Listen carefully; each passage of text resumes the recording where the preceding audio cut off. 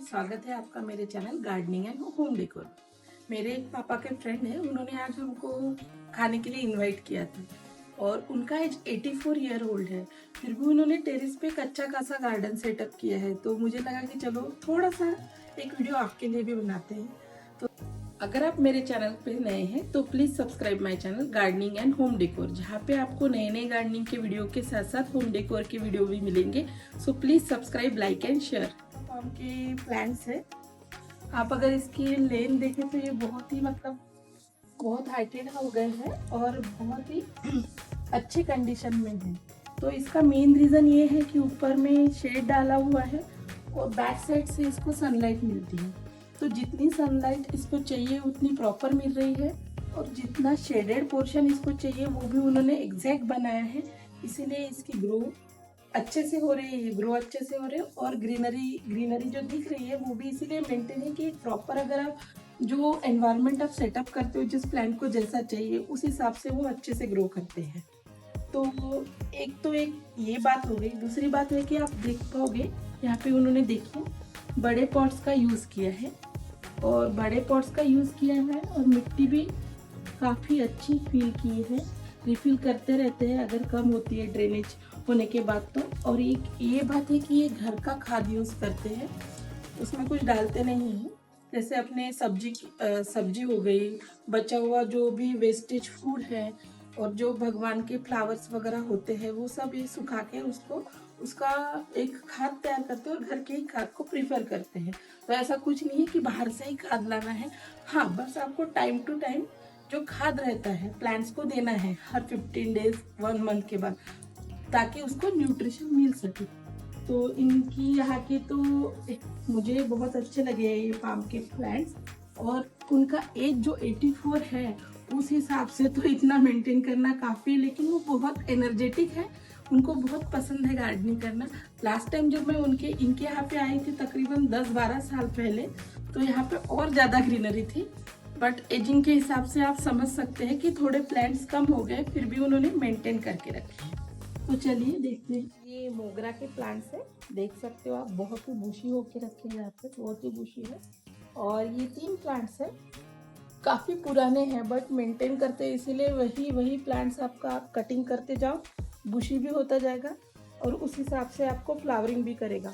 तो ये कम से कम दिन बहुत ज़्यादा फ्लावरिंग करते हैं। अभी इसका फ्लावरिंग का सीज़न नहीं है तो आप फ्लावर्स तो नहीं देख पा रहे होंगे, बट यहाँ पे अभी फ्लावरिंग के लिए जो ब्रांचेस है और जो प्लांट है वो तैयार हो रहा है। और यहाँ पे भी उन्होंने सेम किया है, जो प्लांट के पॉट्स है वो बहुत बड़े हैं और बड़े होने के हिसाब से भी वो बुशी होते हैं। कि अभी मैं रील में आपको दिखा रही हूँ तो आप सोचोगे कि मेरे घर के इतनी बुशी क्यों नहीं है, क्योंकि आपके पॉट जितना है उसके ऊपर डिपेंड करेगा कि उसकी ग्रोथ कितनी है। अगर आपको इतने बड़े और इतने बुशी प्लांट चाहिए है तो आपको इस विड्थ की, इस लेंथ की पॉट में उसको रखना पड़ेगा, या फिर आपके घर में कोई ड्रम है, कुछ बचा हुआ कुछ बड़ा पॉट है तो आप उसमें भी रख सकते हैं। मेरे घर में तो नहीं है, छोटा सा प्लांट है, बट यहाँ पे बहुत बुशी होकर रखा है। सेम ही अंकल बहुत अच्छे से इसका मेंटेनेंस करते हैं। और देखो आप सॉइल देखो, इतने बड़े पॉट्स है पर कहीं पे भी चिकनी मिट्टी नहीं है। और ये खुद का खाद यूज़ करते तो वो एक फर्क भी तो होता ही है। हम बाहर से लाओगे खाद तो आप हमेशा डालोगे ना वही बाहर वाला, तो वो प्लांट बुशी भी होगे, बड़े भी होगे, पर आपको जो उसकी साइकिल है ना बहुत सालों तक नहीं टिकेगा। जो आप घर पे जो खाद बनाते हो उसका एक फ़ायदा होता है कि आपको जो मिट्टी भी ज़्यादा उसको रिचेंज नहीं करनी पड़ती है और प्लांट्स भी आपके साइकिलिंग में चलते जाते हैं। आप कट करो वो बुशी होंगे और बढ़ते जाएंगे, आपको प्लांट बदलने की ज़रूरत नहीं है। आज ज़्यादातर मैं भी घर पे कभी कभी खाद बनाती हूँ, टाइम नहीं मिलता तो मैं भी बाहर से ही लेके आती हूँ, तो उसका थोड़ा डिसएडवांटेज तो है, बट इट्स ओके, हम अपनी कन्वीनियंस के हिसाब से यूज़ करो। प्लांट ये भी काफ़ी अच्छे हैं, बहुत बड़े हो चुके हैं और कलियाँ भी बहुत है। जनरली मुझे बहुत लोग बोलते हैं कि हमारे रोज़ प्लांट लाते हैं हम बाहर से कहीं खरीद के और कुछ दिन चलते और फिर मर जाते हैं। सड़ जाते। इसका एक रीज़न है कि जब हम बाहर से लेते हैं तो वो चिकनी मिट्टी नीचे जो चिकनी मिट्टी होती है उसमें देते हैं, और हम वैसे के वैसे ही एक तो पॉट में लगा देते हैं, या उसके साथ जो पॉट आता है हम एज इट इज़ उसको रखते हैं, तो वो सड़ेंगे ही और मरेंगे ही 2-3 महीने के बाद। आप क्या करें, गुलाब का अगर प्लांट आप खरीदते हो, आप नहीं भी कर पाओगे ना, तो उस भैया को बोलिए कि उसका जो चिकनी मिट्टी वाला गोला है वो निकाल दे, पूरी मिट्टी निकाल दे, और उसमें ऐसी सॉइल रखें कि जिसमें मतलब ड्रेनेज हो, वाटर का ड्रेनेज हो।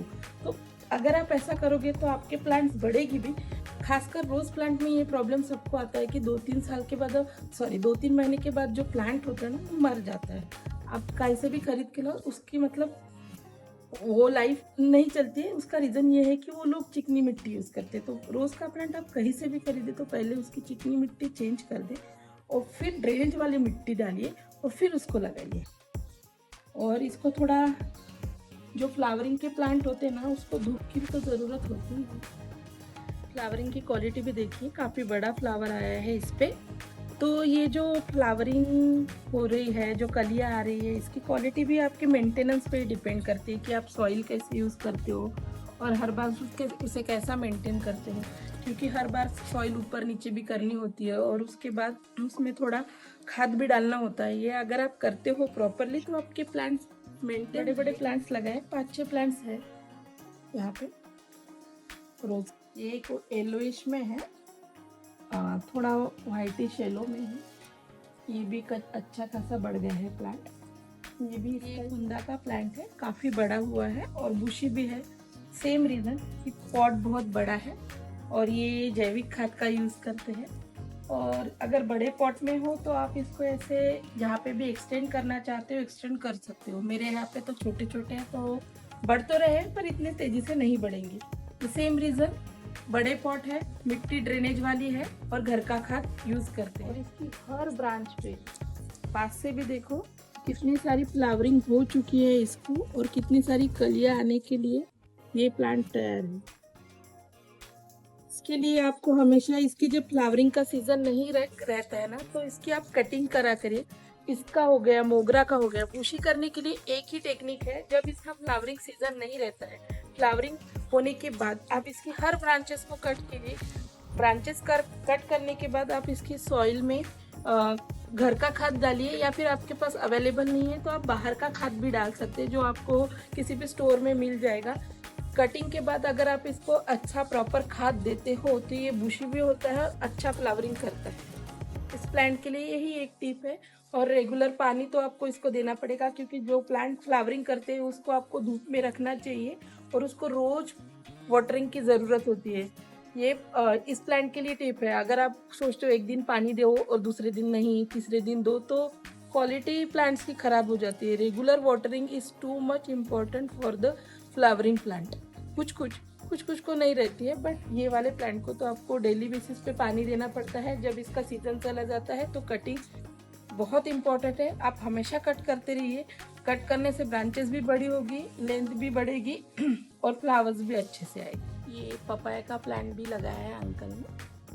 उन्होंने कहा कि बहुत सारे पपाया आ चुके हैं इसको। लास्ट टाइम मैं 10-12 साल के पहले जहाँ यहाँ पे आई थी तो इनके यहाँ पे चीकू और अमरूद भी थे। बट ये जो फ्रूट्स के प्लांट्स होते हैं ये थोड़े मतलब आप ज़मीन में जब लगाते हो तो इसकी साइकिल, इसकी लाइफ ज़्यादा लॉन्ग हो जाती है।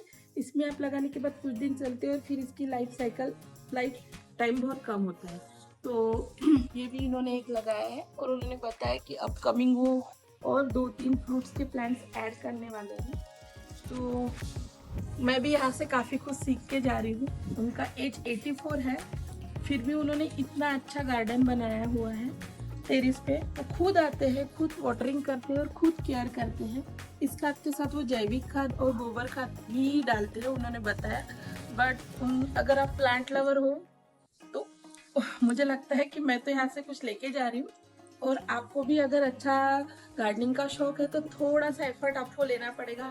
प्लांट्स अगर आपको बहुत दिन तक चलाने हैं और ग्रीनरी बनाई रखनी है तो आपको थोड़े एफर्ट्स लेने। अगर आपको मेरा ये वीडियो पसंद आया है तो मेरे वीडियो को लाइक करिए, शेयर करिए और मेरा चैनल सब्सक्राइब करिए। Thank you.